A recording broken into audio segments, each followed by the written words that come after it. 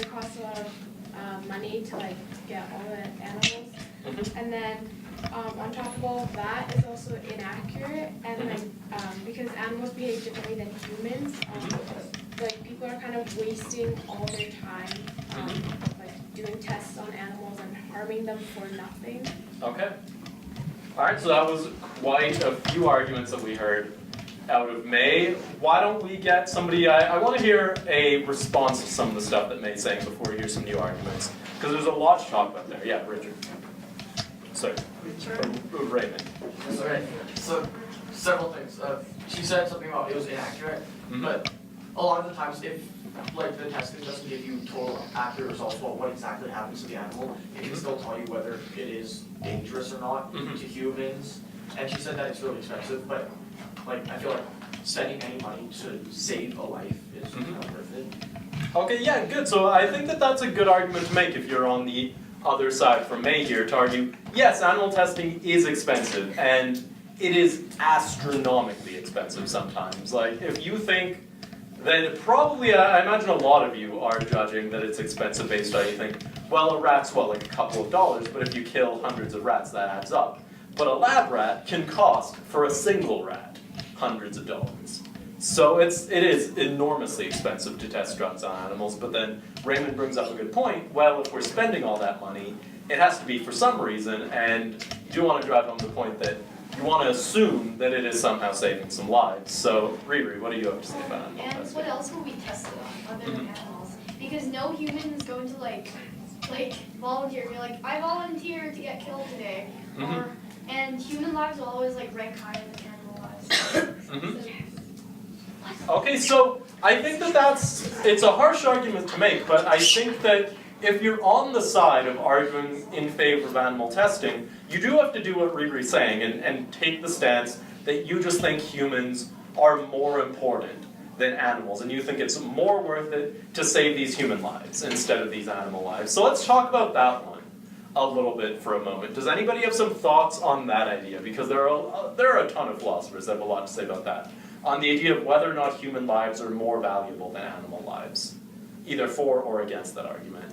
Yeah, sure, right. Well, this is more like a debate, but I feel like that's a really risky way to go, because if the judges don't feel that way, like that can, like, your entire argument can just break down. Okay, so you're right that potentially if you have a judge who's a huge animal lover, maybe that's going to be a problem for you, but you want to remember that judges ideally should leave behind their biases. So I think it's problematic if you just drop the statement, you think human lives are more important than animal lives, and you call it done at that. You want to give some justification for why, and I think Raymond's right, you want to talk about that a bit. So Domi, what do you think? Okay, well, I mean, you can bring up the religious spectrum, because usually in religion they talk about like animal sacrifices and stuff, so I don't know, I guess. Yeah, sure. So you can talk about that religiously and historically. Humans have always cared more about human lives than animal lives, and not even in the direct sense that you're willing to go out there and sacrifice a goat just to appease the Lord or whatever it is people do in the Bible with animal sacrifice, but also just in the sense that people, we take up space and we take up resources. And one interesting thing about extinction that gets talked about a lot, right? That animals go extinct because of human actions. One of the fascinating things about that is that's not even a modern phenomenon. Literally since Homo sapiens existed, a few thousand years after we reached any particular landmass in the world, just about every other large mammal went extinct or nearly extinct because we took all their resources, we took all their space, and we killed a lot of them for food. So you can make sort of one of those historical kind of evolutionary arguments that people are different from animals, and that's how we've survived, treating ourselves as better than animals, so we think we should keep doing that. Does anybody else have some other arguments that you might make here? Yeah, go. Humans don't really have that good technology to test it on other things, or else they have to test it on humans other than animals. So if they want to actually see if this type of drug works or not, they technically are forced to test it on animals. because they don't have any. Yeah, good, right. So that's another problem for sure, that what else do you have to test it on if not animals? But I want to, before we keep talking about that, I want to discuss, oh, thank you so much.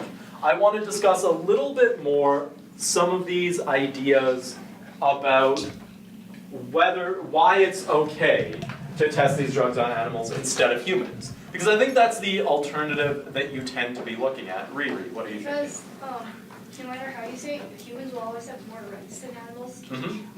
But if you like argue against that point, then how are you supposed to argue against that? Because there's no like big like page of rights for animals, right? So, and there's more rights for humans. Right, yeah, sure. So you can make a legal argument for it as well. I think that's a great idea. The fact that humans have rights in our charter, animals don't, and a lot of other things in society are built on killing animals. We kill animals for food. A lot of the time we kill animals just for sport, like in a rodeo, animals die. In bullfights, animals die, and those are maybe not great things to do. But you can sort of make this argument that in the rest of our society we have ingrained this idea that it's okay to kill animals if it's helping out people. So you could make that argument as well. Does anybody else have some other thoughts though? Yeah, Joe. Sometimes the animal reacts different than humans. Like their immune system is different than a human's immune system is made. So even if you gave them the medicine, sometimes they could be immune while humans could be poisonous.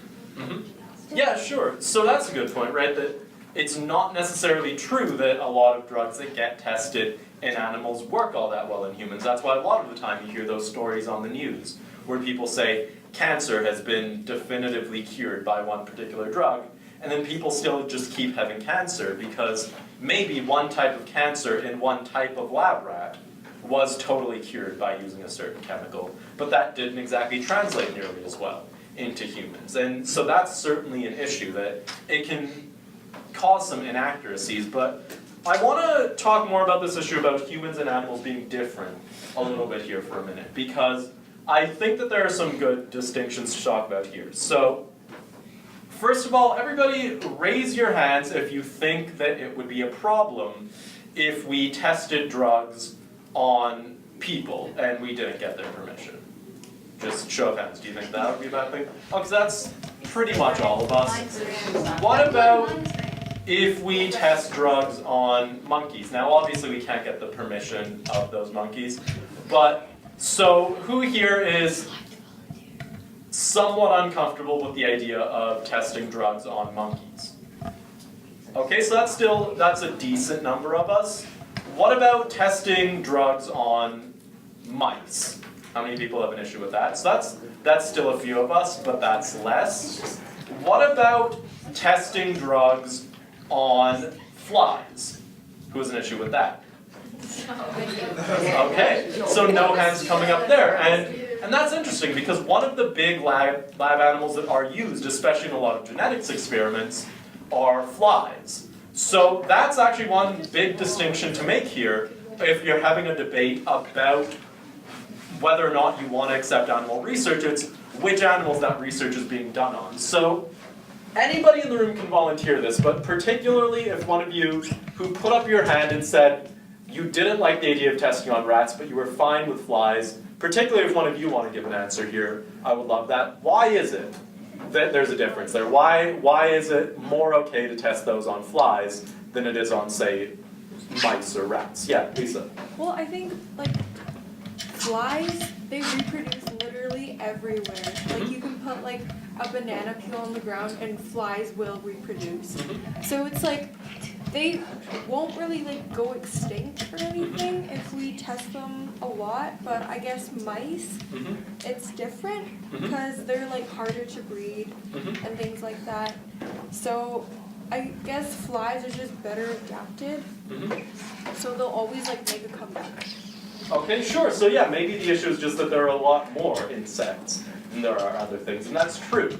Most of the biomass on Earth isn't animals like rhinos or elephants or people, it's mostly bugs. But anybody else have some other thoughts about that? Joey, why is it? not as bad on. Flies usually die earlier, Mhm. so and they usually end up dying by humans anyway since they kill them. Mhm. Well, rats sometimes like mice sometimes get killed by some people who are like, oh, I hate rats. But then there's other people who like rats too.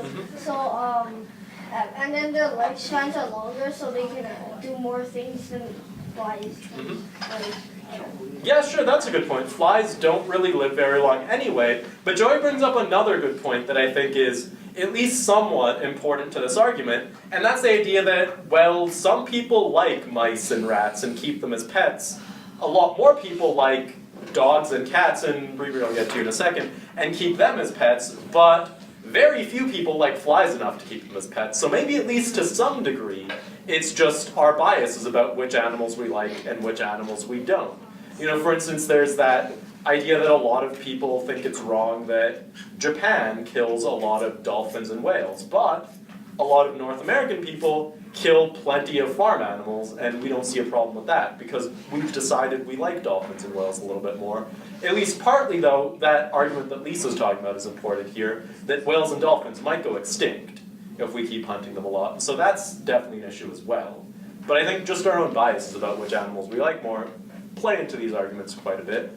What about this, though? So if you have a fly and it's just sitting there in your cage, wherever you're testing it, and it sees a bunch of other flies getting killed, is that fly going to know what's going on? Is it going to know that it's going to get killed? Right. Yes. Yeah, exactly. So, Grant, you've got something to say here. Because throughout history, we've been progressively drawing the line between where animal sentience begins and ends. We thought of humans as the tool makers at one point, but then we learned other primates. So as we draw these lines further and further, we don't know if animals have like their own cognitive abilities, so we might underestimate some, like this. Yeah, good, exactly. So that's a great point, and I think that's an argument that there's some discussion on both sides to be had about that. So there's the idea that, yeah, some animals just have much simpler brains. Like, certain animals don't even really, some insects, like flies especially, don't even really feel pain in the same way that any full-grown organism does. There are animals that can feel pain on a physical level, but can't really feel emotional pain. There are more complex social animals that can feel emotional pain, but still, you know, maybe aren't as smart as people. So these are also places where you want to draw the line, based on how the animal actually thinks, what their brain's like, and how much suffering you're actually causing. Yeah, Joey. Like a monkey, for example, sometimes they can show feelings and like hurt. If they see other ones, they can get scared. And they can start like pounding on the cage doors or screaming. Yeah, good, exactly. And this is how that argument that Grant was talking about comes back to the other side of it as well. That we have a lot of biases towards assuming that the things that people do are what make animals smart and what make animals sentient. So maybe there are animals out there that are just as smart and sentient as we are, but we don't pick up on it because they don't speak the same language that we do. They don't act the same way that we do. So maybe it is wrong to test on certain animals because we're underestimating just how smart they are. Yeah, Raymond. But wouldn't like a monkey give you more accurate results? So it's like a trade-off of intelligence to your results. Yeah, that's true. But so I think there's actually a little bit of a misconception here as well, and most people do have it around science. It's sort of how you decide which animals to choose. So what I want to ask you guys now is what percentage of research that's done on animals is done on primates like monkeys and gorillas? Throw out some numbers for me. A percentage. 5. Okay, so Raymond says 5. That's a pretty low number. Anybody have a higher or lower number that they're thinking? Can I ask you a question? Yeah. Like what field would this be? Just in all of medical research that's done on animals. I'd say a lot higher. Okay, so Grant says like 80. That's very different from 5. Anybody else have some other numbers? 50. Yeah, Lisa. 0.1%. Okay, so Lisa thinks it's less than 1%. So that's, pretty much that's the range of numbers we could pick. We have a small number, a very small number, and almost all of it. And of the three of them, actually, Lisa's the closest. What? It's about half a percentage of all of the research that's done on animals is done on primates. And that's because, yes, in the broadest, most absolute sense, the animals that are most similar to people are monkeys. But for the most part, when we're doing animal research on drugs, we're not looking for how it affects your entire self. That's what that later testing that we do on humans is for. Generally, we're looking for a lot more basic sort of safety things when we're looking at animals. And so that's why if you're looking at researching genetics, flies aren't so bad, because they have chromosomes that work a lot like human chromosomes. And so they are a pretty good analog. If you're looking at research on hearts or lungs, pigs and dogs are great. And mice and rats are still pretty good. You're not really going to get away with using something like a fish or a frog in that kind of research. But if you're doing certain research on reproduction, then fish and frogs are great. And so the thing about animal research is that you always want to make the choice, and in most research institutions, it's written into their rules that you have to make the choice of finding the simplest possible animal that's close enough to humans, in whichever way it is that you're actually trying to do the research.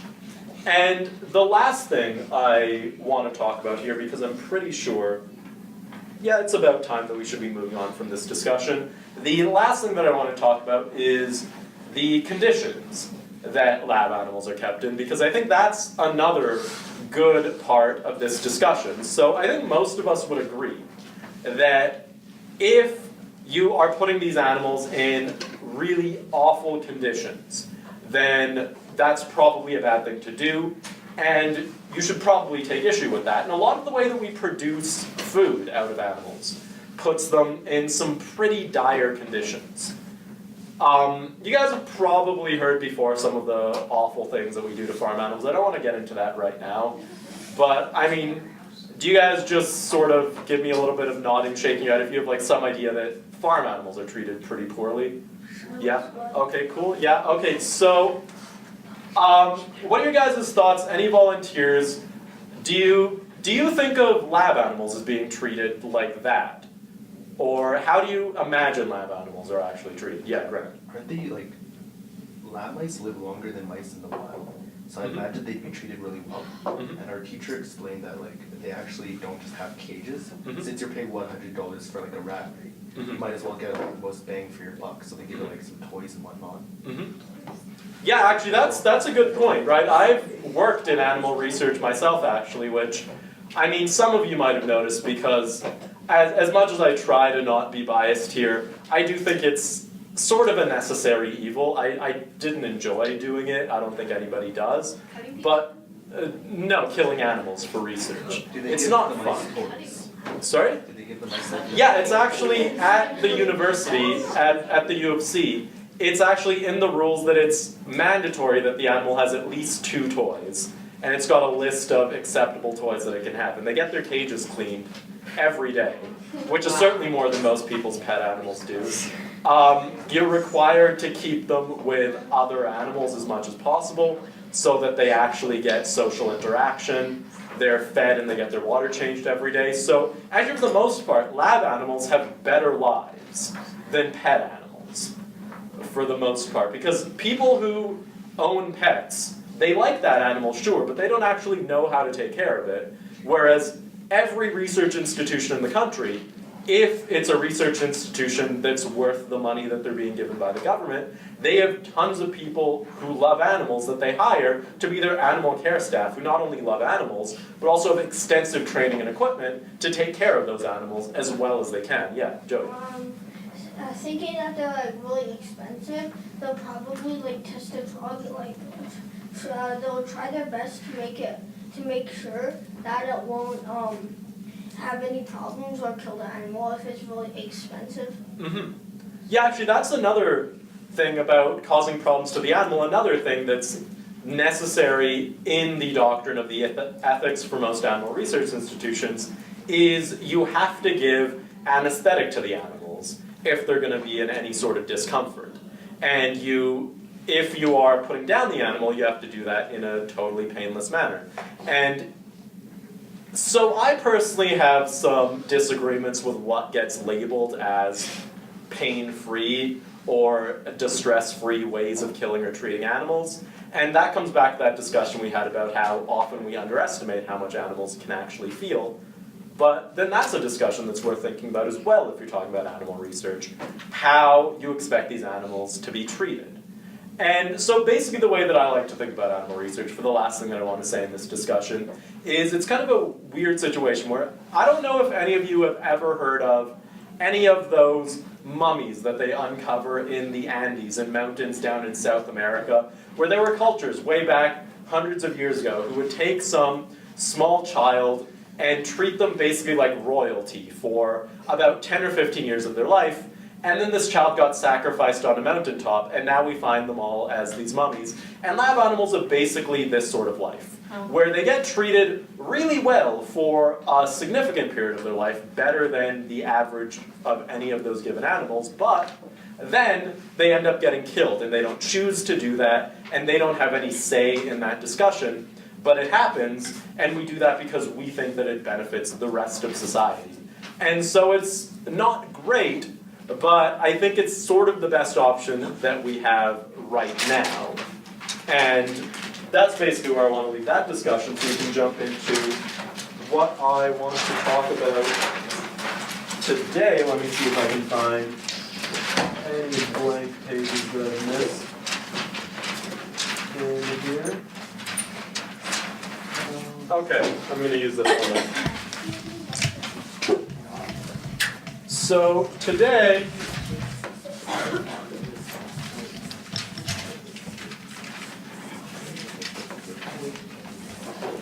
we're going to talk about logical fallacies. So, anybody want to tell me, first of all, before I start having this discussion, what is a logical fallacy? What does that mean? Yeah, Brent. Well, logical fallacies is just like a flaw, an irrational statement that your opponent might make. And, it's kind of hard to explain, I guess. Well, honestly, that was a pretty good idea. It's a flaw in the rationality of your statement. It's when you make arguments that might look good on the face of them, but actually aren't very good arguments. And if you just Google the words logical fallacy, you're going to come up with tons of lists all across the internet that go over dozens and dozens of different logical fallacies that exist. And not all of those are actually necessarily useful to debate, because what you're going to find is that a lot of logical fallacies, even though they make arguments technically wrong, they aren't actually things that are necessarily bad to do. Like, appeal to emotion is something that shows up on a lot of logical fallacies, but it's something that gets used a lot in politics and law and debate, and that's arguing based on the way that things make people feel.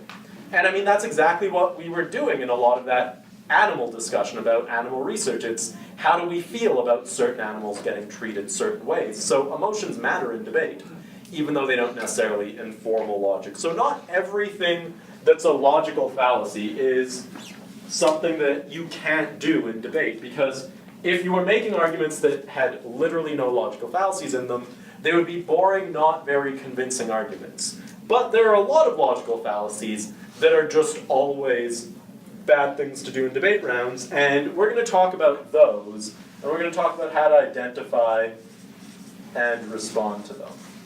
So the first one that we're going to be looking at is a straw man argument. This is a logical fallacy. Does anybody know what a straw man argument is? This is one of those ones that gets talked about a little more than some other logical fallacies. Okay, Grant, what have you got? The most common example is the basically just display their opponent's argument. So they're arguing about something else which is easier to attack. So the one that I see used a lot is the gay marriage. So now this might be slippery slope, but they want us to marry animals. So it's just you're editing your opponent's argument for your own purpose. Yeah, good, exactly. It's where you are making your opponent's argument into something that it's not. So, for instance, if you are having a debate about whether or not parents should be forced to give certain treatments to their children in hospitals, then what you're going to be arguing for, if you're on the side that you don't want to force parents to do that, is you're going to be saying, well, look, we think these parents are going to make good decisions for their kids, and we trust the parents with the right to make these decisions for their kids. But then your opponents can get up there and say, well, these people who are saying that they're not going to force parents to give life-saving treatments, they are arguing that kids don't have rights, and that kids shouldn't be allowed to make decisions for themselves, and that parents should be allowed to harm their children.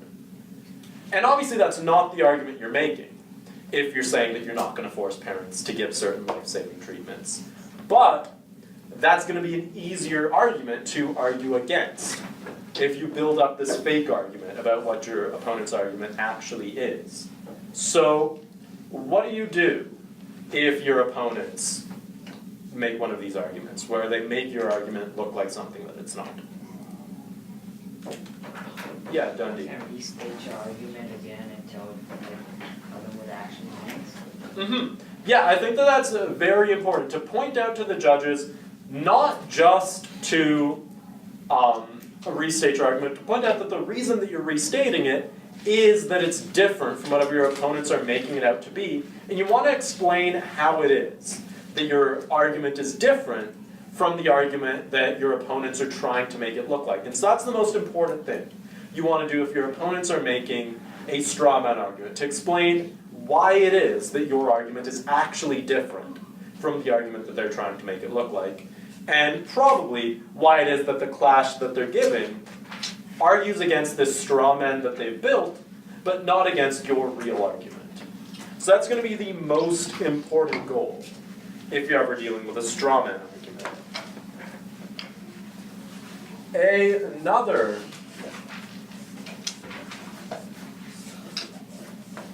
important one is what's called the false cause fallacy, or you might have heard of this one also referred to as a correlation causation fallacy. So, does anybody have any idea what this one is all about? Let's see, so we've heard from Grant quite a bit already today, so let's get another volunteer. How about Tony? I've never heard of any of these. Okay, well, yeah, that's all right. But so if you hear the words false cause, what does that sound like it's talking about? Give me a guess. Something like,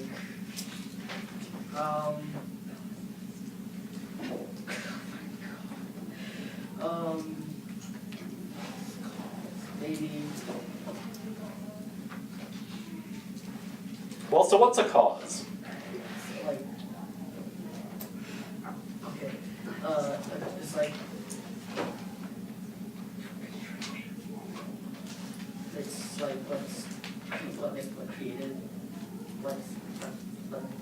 what's created it? Yeah, exactly. That's a great idea. It's something that makes something else happen or makes something else exist. So if we're making a false cause fallacy, then what these are about is these are always used by people who like to misuse statistics. False cause fallacies are awesome if you're trying to misuse statistics. And what a false cause fallacy, all it is you explain some sort of event, and then you falsely attribute it to some cause that's not actually what caused that event. So, for instance, somebody might point out that in the United States, they have much more crime than they do in Canada, and in the United States, guns are legal. And so somebody might make the argument, well, the entire reason that there's more crime in the US is because guns are legal. Anybody have some thoughts about that argument? Anybody agree? Anybody disagree with the idea that all of the increase in crime in the US is because guns are legal in the US? Well, okay, I'm not getting any volunteers, so Elena, what do you think about that?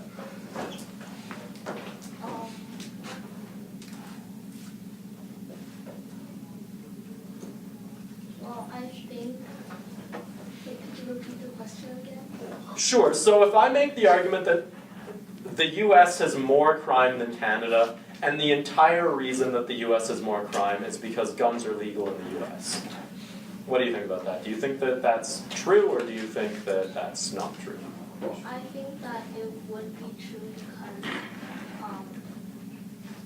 like they could be able to do whatever they want, and like it's their own choice. So if they get in trouble for it, then it wouldn't be anybody else's fault. Okay, so Elena says that she thinks it's fine to make this argument, but I like that Elena included some reasons why you want to make this your cause. Anybody else have some thoughts? Yeah, Grace. I think it's kind of true, because like, if guns are legal, it's easier to get to them, but then at the same time, like, not all crime involves having guns. Like, guns aren't like the source of like every single crime. So. Yeah, exactly. So Grace makes a good point here, and that's what I want to get at here, that it's absolutely, at least partially true, that more guns are one of the reasons that there's more crime, and particularly more gun crime in the United States. But there are other things. There are factors as well. There are cultural differences between the US and Canada. There is more poverty in the United States than there is in Canada. There are bigger cities with more dense populations in the US than there are in Canada. These are all reasons that there might be more crime in the US than in Canada. So what a false cause argument always is you take a plausible cause for some particular effect, and you say that that's the entire reason. You exaggerate how much that's actually one of the causes of this. And what do you guys think? Do you think that you can make a debate speech that doesn't have at least some false causes in it? Do you think that you can make a debate speech in which you are totally honest about all of the causes of everything that you're talking about? All right, I'm seeing some heads shaking. Yeah, and I think that that's true. Oh, and what would be the problem with that?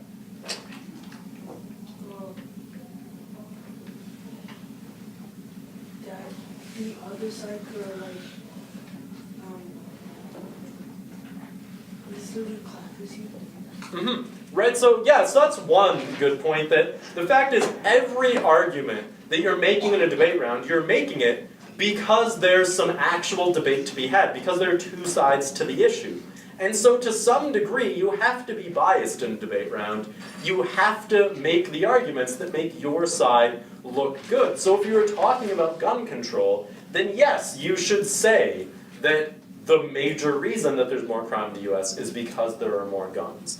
And you might even have to exaggerate how much guns play into the amount of crime that's happening in the US, but you always want to be aware that there's this logical fallacy behind a lot of the arguments that are made in the debate round, that there always are multiple complex causes to anything that happens in the real world, and so you want to think about whether or not the causes that your opponents are using for any effects that you're seeing are the actual effect at play. So one good one that I like to talk about here that I think is useful for sort of practicing how to respond to this is if you talk about crime. So some people like to bring up the idea that they say minorities commit more crimes because if you look at arrest records in the United States, minorities are arrested for more crimes. So what are your thoughts on that one? What is the issue with that cause? Yeah, Grant. Well, it's ignoring the larger picture. Minorities are also marginalized in social environments, so they might be driven to crime easier. Yeah, good. So maybe minorities are going to be part of social groups where more crime just might happen. Maybe more minorities are poor. And statistically, if you're poor, you're more likely to commit crimes. If you don't have a lot of education, you're statistically more likely. And so maybe that's a factor as well. But also, maybe you're just arresting more minorities, and that's the problem. Maybe they're committing the exact same amount of crime. And so that's what this argument always comes back to, the fact that there are multiple ways to explain a lot of phenomenons that you're going to be seeing in the real world. And so your job in a debate round is to figure out exactly what's causing a lot of things that are going on, because it's easy to see what's going on. It's very hard to explain how and why what's going on is actually happening.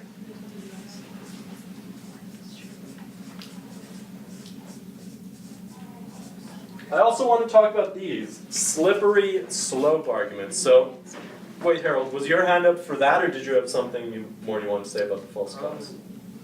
Do you want to use the false cause? So, I think the thing is you have to use it a little bit, but you always want to be aware that it's a logical fallacy so that you don't end up in this situation where you make really extreme claims so you can exaggerate how much guns are a cause of more crime in the US, but you don't want to say that they're literally the only cause, because then it makes it easy for other causes to be pointed out. So you always want to be aware of the fact that it's a dangerous thing to use, but you're gonna probably have to do a little bit of it. So, slippery slopes. This is another one of those ones that maybe a few more of you have heard of than some of these other logical fallacies. Harold. So it's when you're like, one thing happens and you're making it like, go down into other things.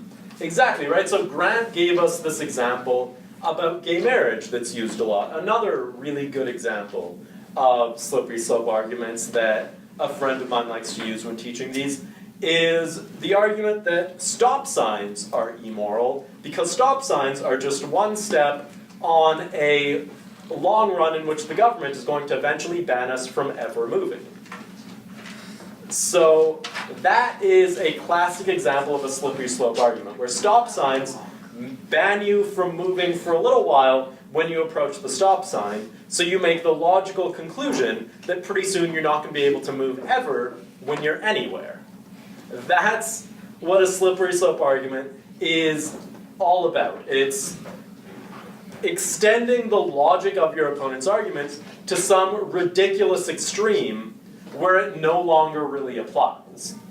And these slippery slope arguments are up here because these are really tempting to use a lot in debate rounds, where you'll always hear in political discussions that if you just do one thing, it's going to be so easy for the government to just slip into fascism or into some totalitarian regime.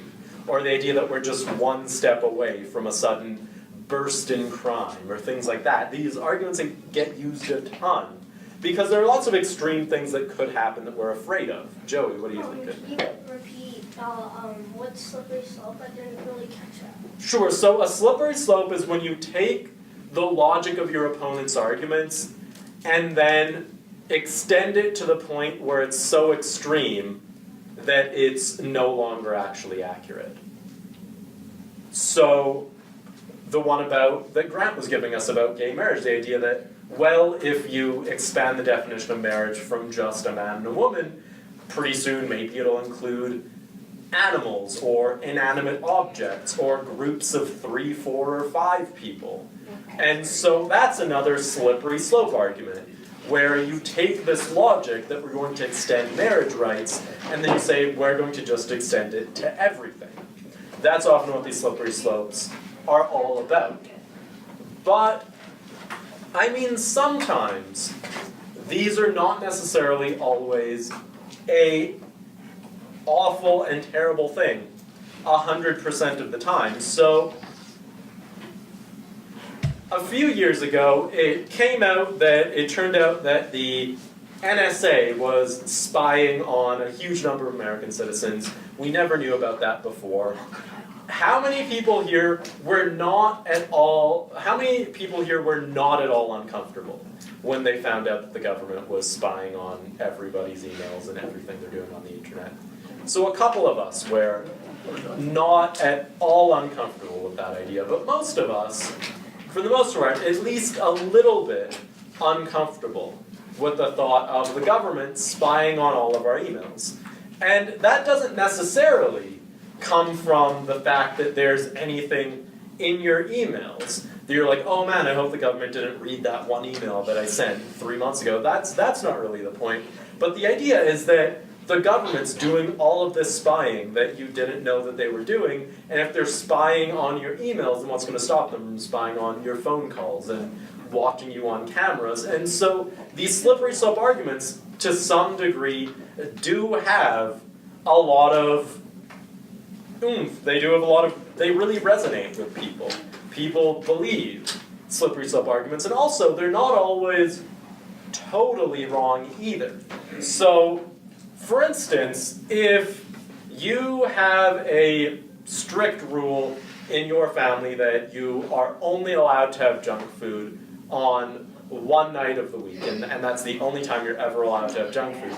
That would be a terrible rule, and you would probably not be very happy with it. But one thing that I've always found, maybe you guys are nicer people than me, so you haven't found this, is that when you start breaking a rule, it becomes a lot easier to do it in the future. So if you're like, okay, well this rule is terrible, but I'm going to have a little bit of junk food on this one Monday night, even though Sunday's when I'm supposed to eat my junk food.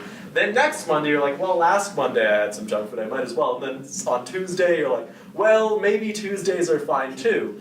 And sometimes there really is this situation where letting things go a little bit really can lead to people thinking it's okay for things to get let go a lot.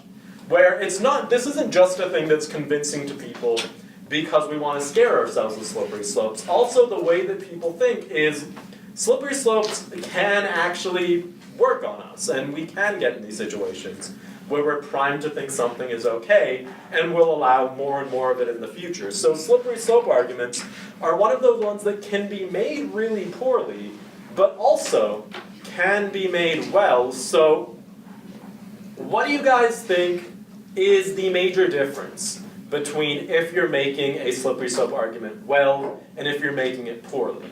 So yeah, Raymond. If it appeals like to someone emotionally, and if it's at least somewhat believable.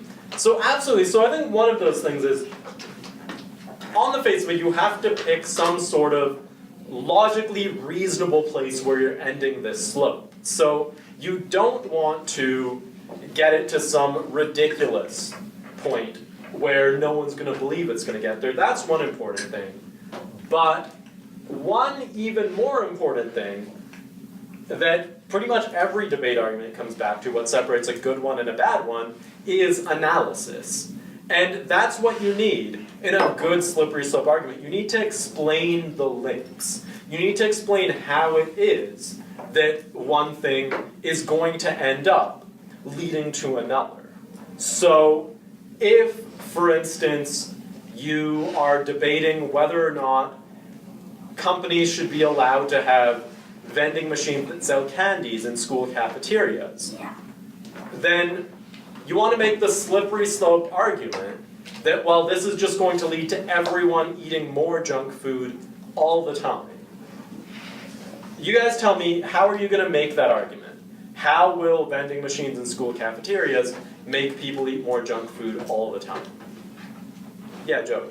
So that they can't get their regular dose of candy at school. So that they'll get more candy, and then since like the school vending machines, they're usually overpriced, and the convenience stores top of ours, so then they'll go to convenience store, and then they can't afford to buy more, so then they'll eat more and more, and they'll go fat.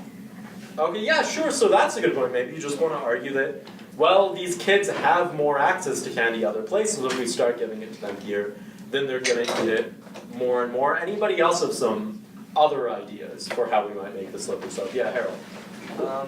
So if you don't sell candy in the vending machines, the school won't make as much money because the product isn't very fair. Okay, yeah, Joe. They can start selling it in the cafeteria food court. So then the restaurant will start selling it, and then the kids will buy from there instead.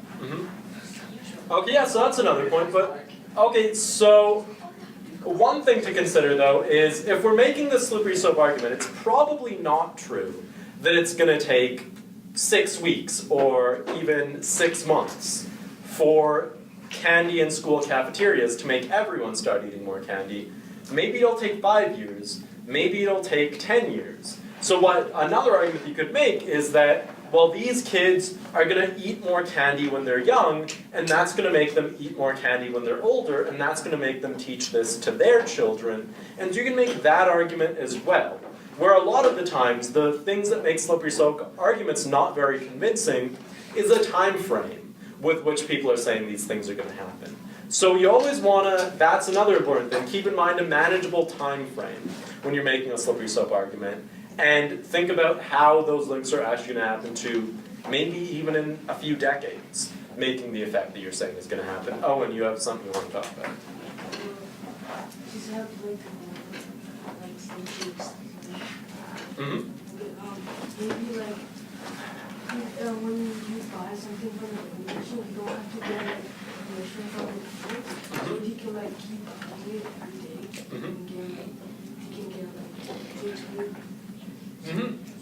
Yeah, that's another great argument that maybe the issue is that now their parents aren't going to see these kids getting access to this candy, and that's how they're going to keep getting more and more over time. That's another great idea. Absolutely. So, the next logical fallacy I want to talk about is, yeah, there are just tons. I could go for days Wait, can I add something just to listing that? logical fallacies for you guys. Ooh, Can I add something to the last one? the slippery slope? Yeah. Unfortunately, we have to move on. If you have questions about it, you can talk to me during the break. But I'll move on to shifting the, oh, this should actually be shifting the goal posts. That's usually the way that I've heard it said. Does anybody have any idea what this is about, shifting the goal posts? Yeah, reread. Changing like the goal of the coin, not the goal, but changing like the coin to the argument. Mm-hmm. Yeah, exactly. So it's kind of changing the goal, changing the point. Owen? You make the original topic like Mm-hmm. So it's not necessarily broader, but it is changing it. Normally, what this argument is all about is it's that you're constantly shifting exactly what it is that you're trying to prove. So, for instance, let's say that we were having a debate round about animal testing, and the proposition team got up there saying, we want to ban animal testing, and they said, we want no animal testing at all. And all of their arguments were about how animal testing in monkeys is a bad thing. Then after having had that discussion that we had, all of you would get up there and say, well, most animal testing isn't on monkeys, so your arguments don't apply. Then if they were shifting the goalposts, what your opponents would do is they would say, oh no, we were never trying to prove that all animal testing should be banned. We were just saying it should be banned in monkeys. And so that's what shifting the goalposts is all about. When your opponents change exactly what it is that they're trying to prove, and they change what their stated burdens are for having to win. They say, oh, we don't actually have to prove this thing that you thought that we had to prove, we just have to prove this other thing. So that's what shifting the goalposts is all about. And this is one of the biggest reasons, actually, that clarity is so important when you're setting up a lot of cases, why you always want to talk about burdens and case lines, and you want to lay out your pillars. You want to lay out what your team's talking about, because that's where these sort of shifting the goalposts situations end up happening, where one team doesn't make it clear what they're trying to prove, and then it turns out that half of the debate round didn't matter, because it turns out that what one team thought their opponents were trying to prove was totally different than what their opponents were actually trying to prove. So the biggest times in which these sort of shifting the goalpost problems happen isn't when somebody actually just outright, bald-facedly changes the argument that they're trying to make. It's when they make very vague arguments, and it's hard to understand what's going on. So how do you want to avoid situations where your opponents are shifting the goalposts? If your opponents are making vague arguments and you're not sure what they're trying to prove, what do? How do you deal with that? Yeah, Raymond. You ask a POI. Yeah, so that's one big, major important thing that you need to do. If your opponents are making vague arguments, ask a question, ask a POI, and clear up what it is that they're talking about, so that you can understand how it is that their opponent, how it is that you're actually going to argue against what they're trying to say. And one of the good ways to do that is you don't want to just ask a purely informational POI. You don't just want to go, wait, what are you saying about this? Is your stance that children should have no rights if their parents are allowed to make medical decisions for them. You want to make it kind of a barbed question, and you want to say what you're pretty sure they are arguing for, and you want to say, is this what you're saying, and here's why it's wrong. So you want to kind of create this situation where it seems like you're asking the question because you're hoping that they're going to change their mind and think of something else because you just think this is such a terrible stance for them to have. And obviously what's going to happen in a debate round is that they can't just shift their position, but it's going to make clear what their position is, and you're also going to force them to answer some kind of question. So it's not just a wasted POI, where they just have to give a yes or a no and it doesn't derail their speech at all. You always want to remember in those POIs to still give some sort of actual argument against them that forces them to give some sort of thinking and some sort of response.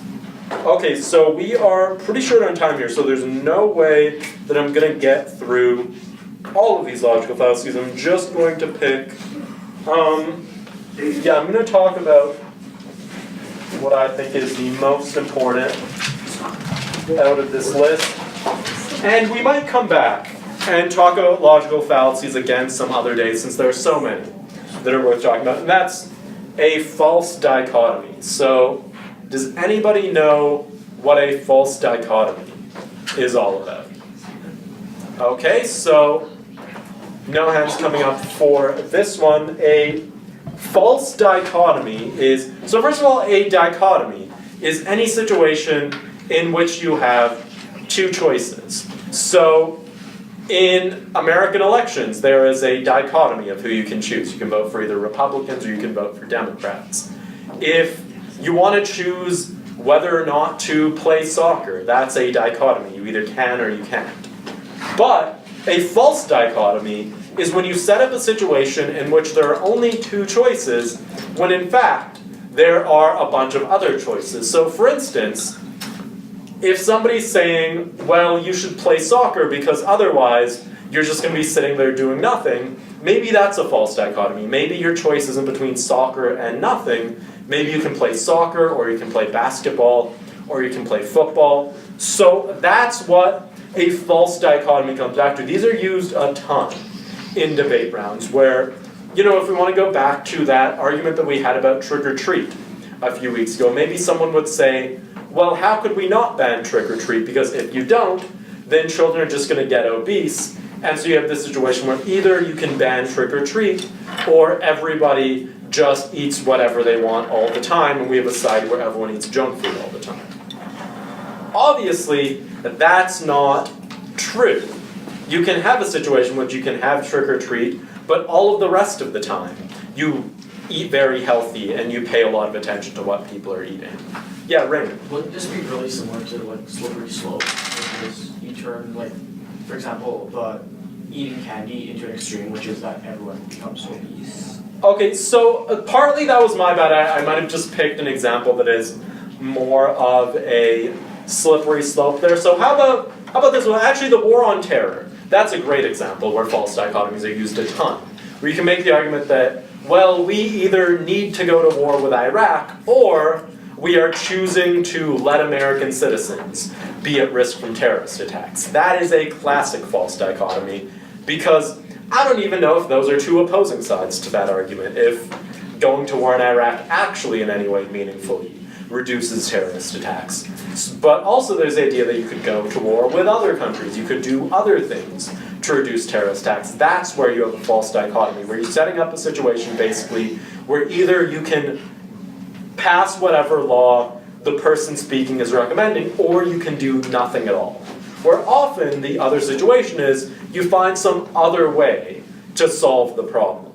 And that's often what it comes back to in these false dichotomies, where people will set up a situation in which by not supporting their solution, you're supporting whichever problem they're trying to fix.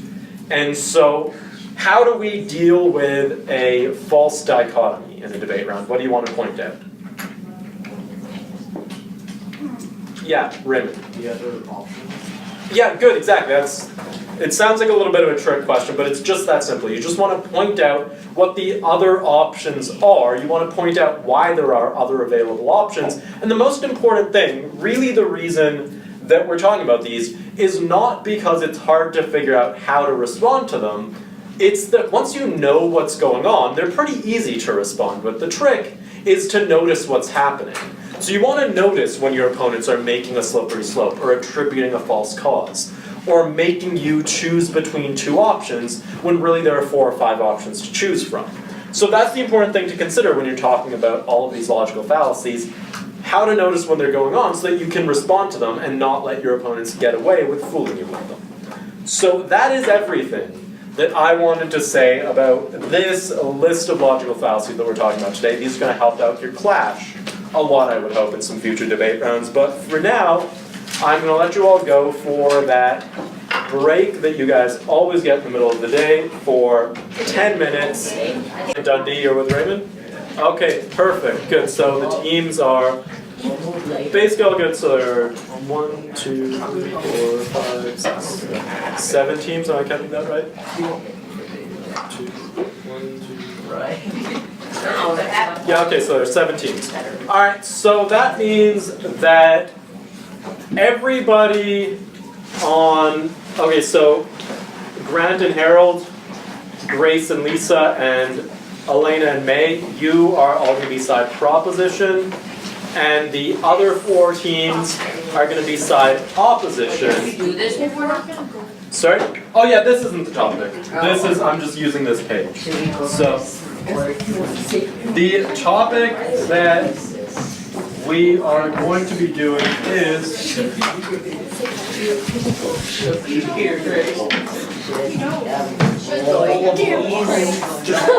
Lawyers. Every single one.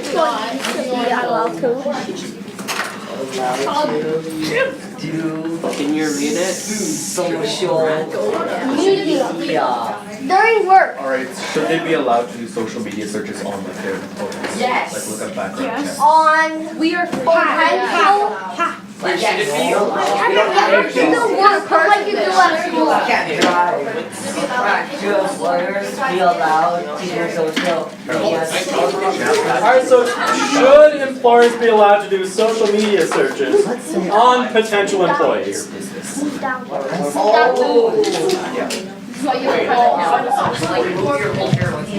That's true. Well, Yeah. that's what it's up to. Sorry? Searches.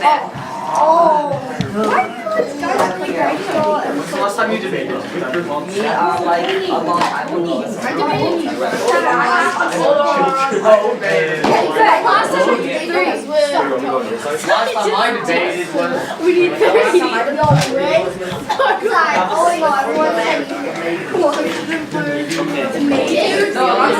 my god, You're so Hold on, I did not stand you. Right now, it's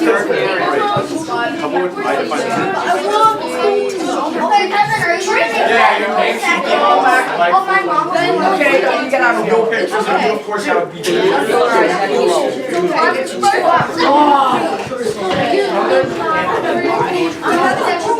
No,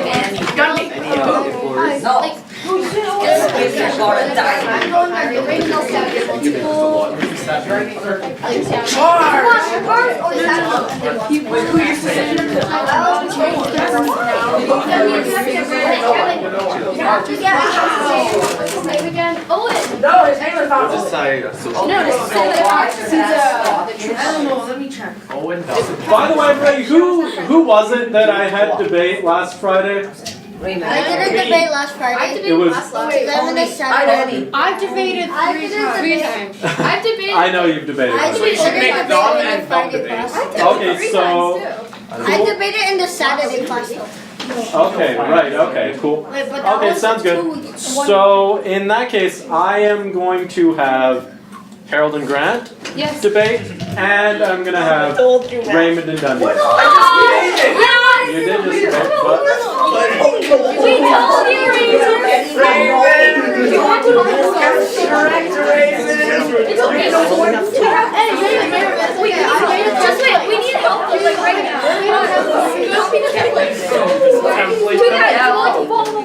I'm ready to get started, and I hope that our debaters are as well. I have it on my thing, but I don't. You can call it too. All right, everybody mind quieting down so we can get this round started? Perfect, thank you very much. Sorry? No, you're fine. You're okay.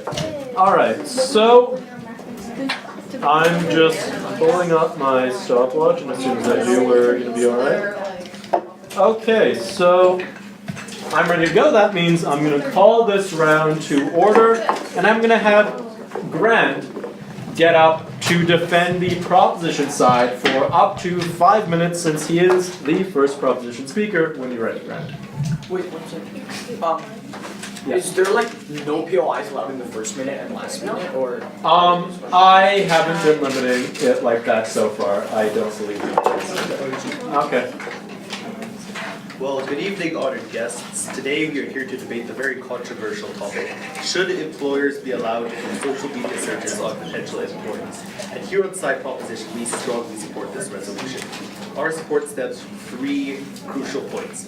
It's the workers' responsibilities to be smart online. It creates a safer workplace, and it ensures workers are right for the job. I will be addressing the first pillar, while my partner Harold will be going over the second. So on to our first pillar. Workers' responsibilities to be smart online. As the proverb goes, if you have nothing to hide, you have nothing to fear. Like any other internet user, people searching for jobs have the responsibility to maintain a respectable, honest persona online. Users have the power to select what aspects of their personalities they display online. If they act online in a way which would get them fired from a job, then they probably didn't deserve the job in the first place, yes. But what if this, like, I feel like this would affect teenagers more, and what if teenagers do something that they don't want to do? That they realize is stupid later, but they still do it at that time. Yes, but if they take the picture, right, they still have the choice to take it down. They can like maintain this persona, which they're going to display to the employers. So, you know, it's not like it's going to be on there forever. The users have the power to select which aspects of their personality they display online.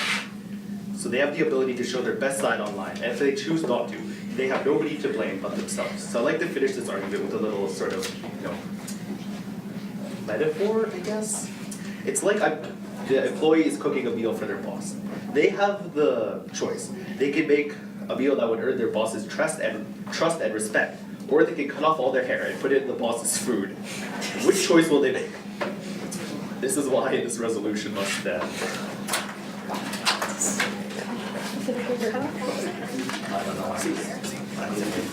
All right. Thank you very much, Grant.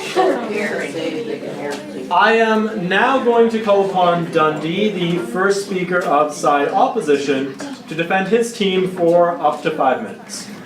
Good evening. My name is Dundee, and we are gathered here today to discuss a topic this House believes should employers be allowed to do social media searches on potential employees. We, me, my partner Raymond, and I believe that we should not allow employees to do this. My partners will, okay, I will cover the first pillar, invasion of privacy. I will also cover the second pillar, embarrassment of his life. And my partner will cover the last pillar, identity theft. Okay, I'll start off with my pillar. My first pillar is the employees I'm gonna actually start off clashing with my opponents. These have stated that they could just take it down from the internet, but internet doesn't work like that anymore. Like, people could pull it from, there are lots of good hackers and lots of, those computer geeks that can find photos whenever you delete it. And they also say that they can show their best side of them and they can only blame themselves. But maybe when they posted the photo, they were not meant for their employees to actually look at them. For example, at work and maybe at your friends. Well, wouldn't you agree that if you post something on social media, you meant to share it?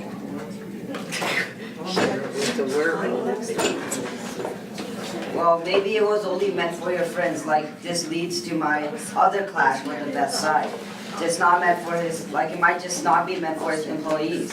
Like, you treat your friends differently than your employees. At work, you probably maybe all nice, but maybe by your friends, you're like a really bad example for them. They think that you're like nothing good to them, just a really bad friend. Okay, now I'll move on to my points. Invasion of privacy. They might steal information from you. Maybe the employee isn't actually a good employee. He might just be a bad hacker. I'll move on to my second point. He might have done something embarrassing in his life. So like when he was young, maybe he posted some fake pictures that he's not proud of. But you know, I don't know, he might have got drunk and like took a picture of him driving. And it's like, I'm drinking and driving. Guys, that could affect his career and his future on life. Thank you. And side opposition strongly believes that we should not let employees allowed to do social media searches on potential employees.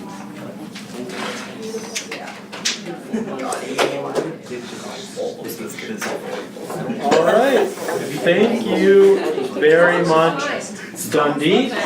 I'm now going to call upon Harold, the second speaker of side government, to continue his team's case for up to 5 minutes. Good morning, honored guests. My name is Harold, and I'll be presenting the second pillar of side proposition, which is that employers viewing social media will provide for a safer workplace. First, employers can choose workers that best fit each other's views if they view the workers' social medias. Second, social media will provide for a workplace where people are friendlier to each other because they share interests. Now I'd like to clash with the opponent's points. First, the opponent said that the employer will invade the employee's privacy. But if you post something on social media, it's clearly meant for the public. Thank you. This is why I believe. Okay, go ahead. But if you post something online, you can change settings so that it's only available to friends. And when you posted that, perhaps you did not realize that an employer could look at these posts that you made. Yes, but if you share something with friends, it's still a reflection of who you are as a person. This is why I believe the proposition is. In getting that you were constructive argument. Yes. In a way, just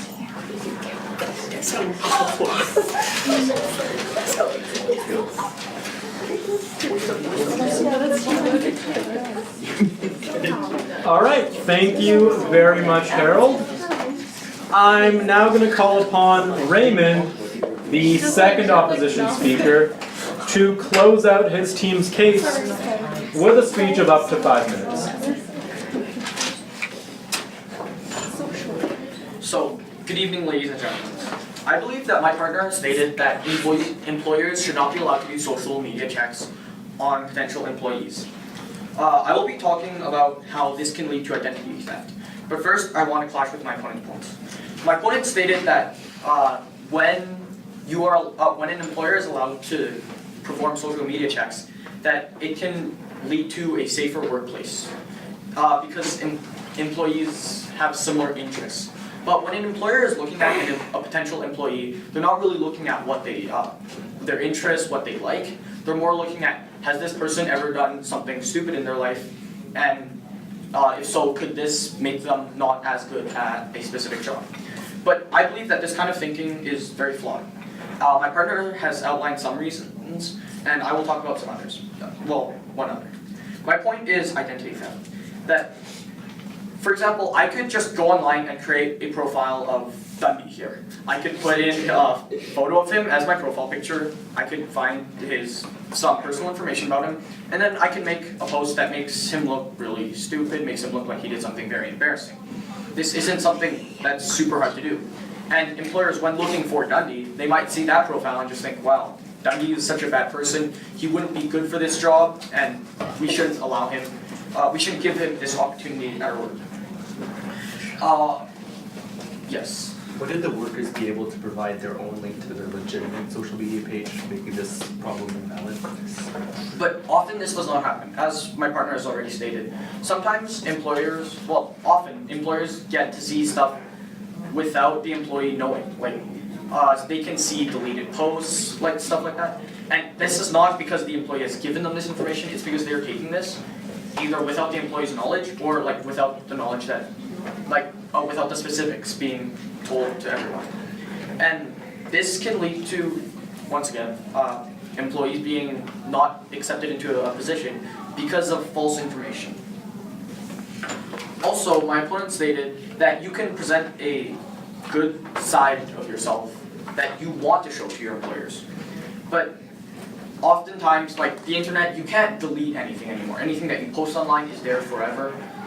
If, let's say you wanted a photo that you wanted to send out to a couple of friends that you thought something was pretty cool, let's say. For example, you were drinking and driving. Like when you were younger, you thought, wow, I'm so cool, I should post this photo. But later you realize that this is not a good idea and you delete it. Employers can still get to this photo, look at it and say, wow, this person is so irresponsible, and they wouldn't be an asset to the company. And this would mostly affect younger children, well, teens. As most older people, they won't really have like Facebook posts about what they were like when they were teens. Thank you for listening to my points, and this is why I believe the resolution, should employers be allowed to do social media searches on potential employees, must fall. All right, thank you very much, Raymond. I shame my faculty. I am now going to call upon Grant, the first proposition speaker, to get back up once again, defend his side for up to 3 minutes in his reply speech. Alright, good evening everybody. So today we debated, should employers be allowed to do social media searches on potential employees? And for my final speech, I'm here to consolidate. My side proposition was firmly right, but first I'd like to clash with a few of our opponents' very flawed, very illogical arguments. So they touched on the invasion of privacy. That you might have said something for a friend. So picture, going back to the boss's dinner sort of image. Imagine this. So I'm serving my boss dinner, and it's just covered in my hair, right? And then I'm like, oh geez man, sorry, that was for a friend. You know, if I'm sniffing shoe polish, it's like, oh, well, I may be doing illicit substances, but it was for a friend, bro. Calm down. That doesn't make the action any less bad. You're still doing a bad thing, and this would get you fired. Now, let's see. He said that employers could find deleted posts, that nothing is removed in this sort of web, sort of internet now. But I think he's mistaken, because not all employers are super hacking scriptclies who are just going to obsessively search for it. They're going to look at your social media, see if you're, I don't know, sniffing shoe polish, and then make their judgment off that. But now to say our points. We said that the workers are responsible for the content they put online to ensure they don't have any pictures of them sniffing shoe polish or the sort. It could create a safer workplace by getting people of different interests and different, collaborating interests, I guess, built to come together, and it ensures workers are right for their job. So this is why we believe this resolution must stand.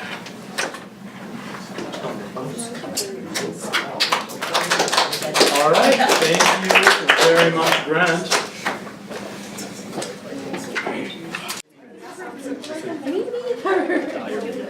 All right, everybody, so we've got about 10 minutes left in class here for us to discuss that round a little bit. And I don't know if I did this last time, but at least in the Saturday class, I started actually deciding winners and losers in the debate rounds. Yeah. Did I do that last time? Okay, so yeah.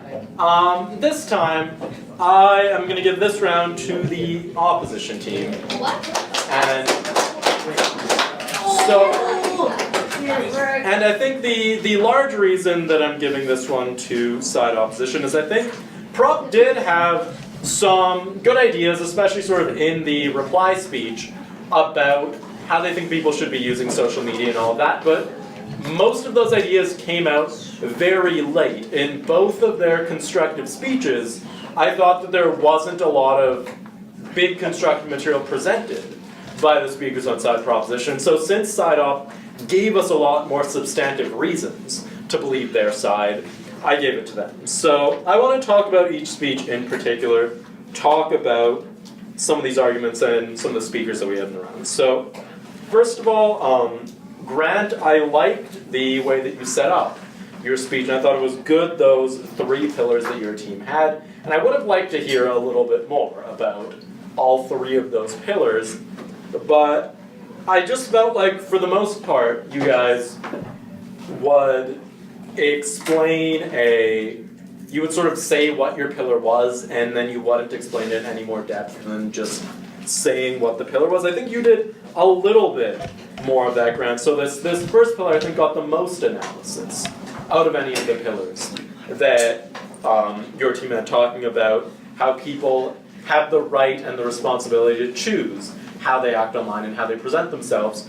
But I think that you needed to tell me a little bit more on that one. So I think really what was lacking in that argument was explaining what the benefit of doing that was. I think what was sort of lacking here was the idea of who the type of person is that's going to be posting these pictures of them getting drunk on Facebook, who are the kind of people who won't be. And the other side of that is, I think, spent a lot of time saying, well, look, everybody makes dumb mistakes and posts a few dumb pictures online. And I think your team needed to come out ahead of that argument a little bit more and say, you know what, we think that a lot of people don't post anything that's problematic online, and that most people aren't going to be hurt by their employers checking, and the kind of people who do are just irresponsible people. I think you needed to take that line a little bit more. I think you needed to talk about a little bit more another thing for this idea, because a lot of the time your team came back to this idea that, well, if it's posted on social media, then it's gotta be there for the public. And the other side of the house just said, well, no, we don't think it's there for the public, we think it's there for their friends. And at that point, it's, I didn't hear much of a response from you guys to that one. Does anybody have any thoughts how we might respond to that idea? Why is it actually okay for these employers to be looking at the things that you're doing on Facebook? Actually, we don't have a lot of time, so I take back that question. I'm not going to ask, I'm just going to tell you. What you want to be doing here is, what you want to point out is that if the employer can see all of these things that are on Facebook, then presumably anybody else can too. And there have been situations, maybe you've heard of in the media, about companies getting in trouble because of things that their employees said and did on social media, like somebody posting something racist on Twitter, and then their company ends up getting a bunch of hate mail. So I think you need to talk about that a little bit more as well, the idea that things that are on social media are public because a lot of people can see them, and it's not just employers that can also see these things, it's everyone else that can see these things too. And I think that could have been another way that you could have talked more about that argument. But I think generally, I feel like both teams, frankly, probably could have included more of their constructive material in their first speeches. Both teams did one pillar in your first speech. And I think when you don't have a lot of clash, then that can often just not let you fill a lot of your time. And if you take 2 pillars, that can be a way for you to fill that time when you don't have a lot of clash to yet do, because it's just a first speech and not a lot of the arguments have come out yet. So that was sort of what Grant did well and poorly in that speech. I also really liked the POI that you gave about where you were saying, well, people can just make fake accounts, and you said, well, we think the best way to solve this problem is for employees to just give employers the links to their social media accounts. And the reason that I liked that was that that was a way that you solved that problem that the other team identified by doubling down on your stance that employers should have as much information as possible about the employees. You said, well, obviously, this is just an issue of not enough information. If the employees were willing to give up more info, then this wouldn't be an issue. And I actually really liked that argument. I thought that that was very convincing, and I didn't hear the other side meaningfully respond to that in a way that I felt like dealt with that argument. So I liked that argument a lot, especially because it tied into what I think is a good case line for your team, that you just want as much information as possible. Then to go over to Dundee's speech. So I really liked the clash that you gave me. You gave so many reasons why that pillar that Grant gave us was something that maybe we don't want to believe in. I got 3 different clashes to that pillar of view, and that's awesome.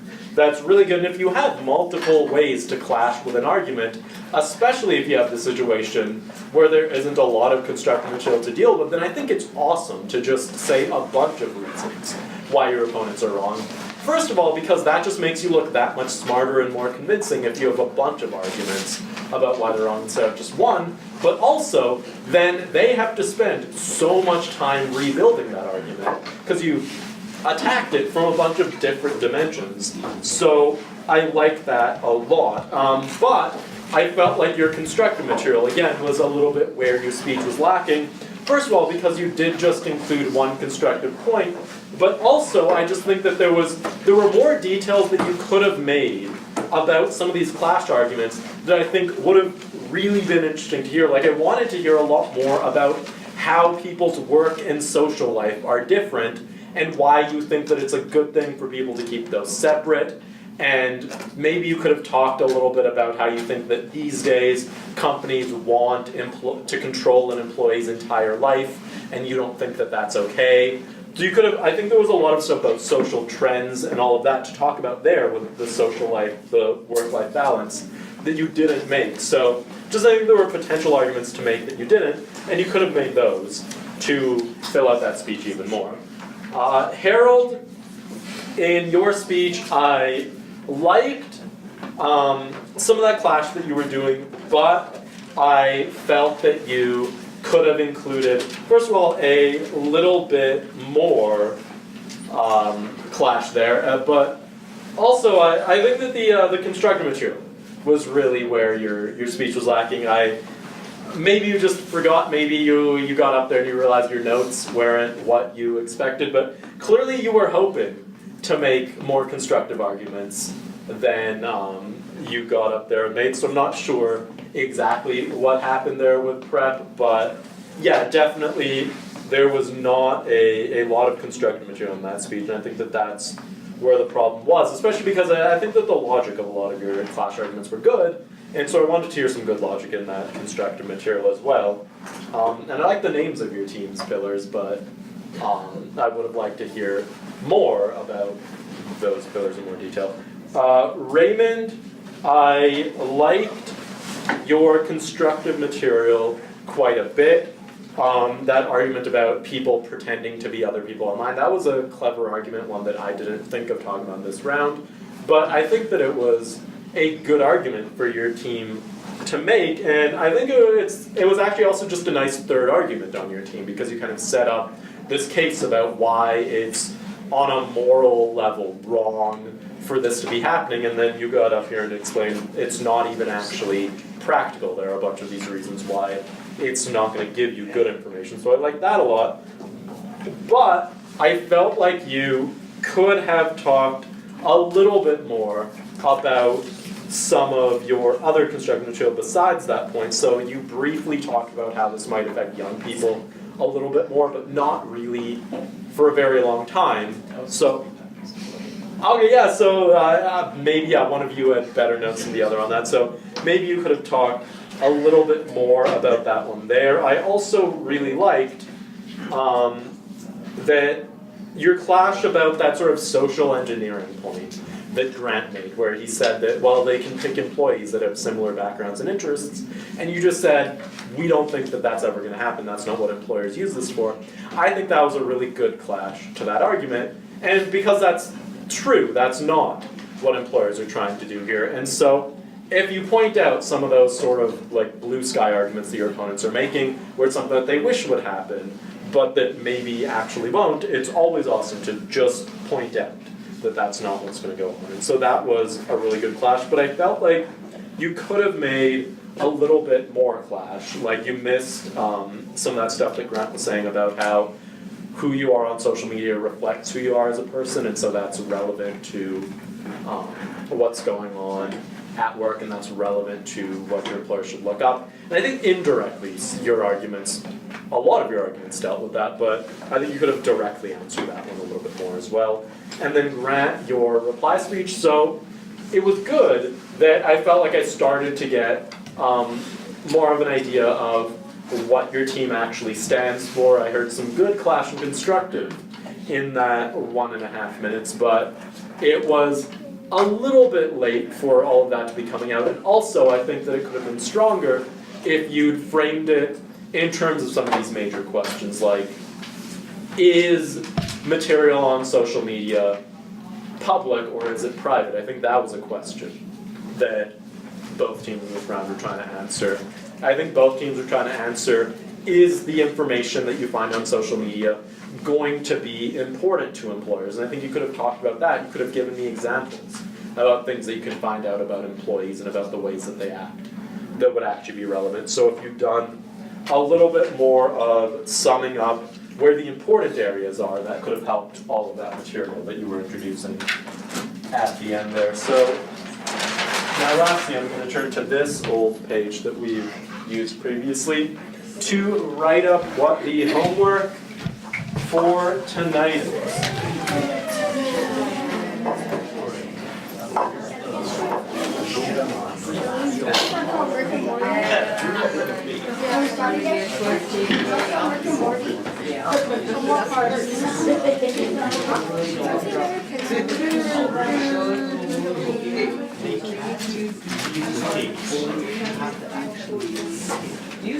Okay, this is what we're going to be talking about. Should we support the Alberta oil sands?